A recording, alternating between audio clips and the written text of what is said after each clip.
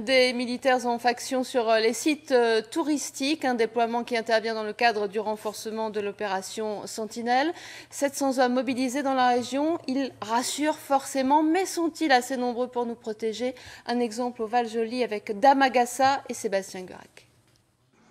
Des militaires au milieu des vacanciers. C'est depuis ce matin une image qui interpelle, mais à laquelle riverains et touristes vont devoir s'habituer.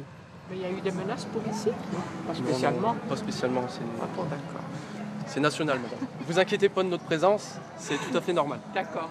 Malgré la surprise pour certains, la présence de ces militaires ici au Val-Joli tranquillise la plupart des vacanciers. C'est rassurant, très rassurant pour tout le monde.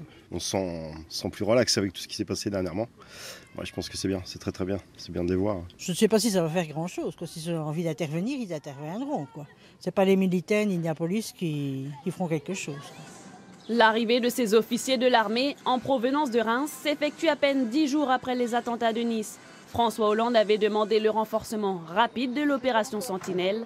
Dans la Vénois, c'est chose faite, 3 unités sont déployées. Oui, c'est important que ça se fasse rapidement parce qu'on est bien là dans une optique à la fois de rassurer la population, de montrer que l'État français est là, est présent, est sur place, permet de sécuriser l'ensemble des lieux publics.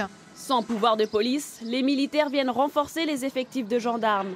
Ensemble, ils patrouillent aux endroits stratégiques comme les lieux touristiques, les axes frontaliers, les gares et les aéroports. Ces patrouilles mixtes permettent de mieux quadriller le territoire. Une mission qu'ont dû préparer les gendarmes. Il faut savoir anticiper pour pouvoir les accueillir dans de bonnes conditions, leur donner un cadre de mission exact, des conduites à tenir pour qu'ils réalisent la mission de la meilleure manière possible. Dans la région, ce sont au total 700 militaires qui vont patrouiller, notamment sur la côte, pendant une durée encore indéterminée.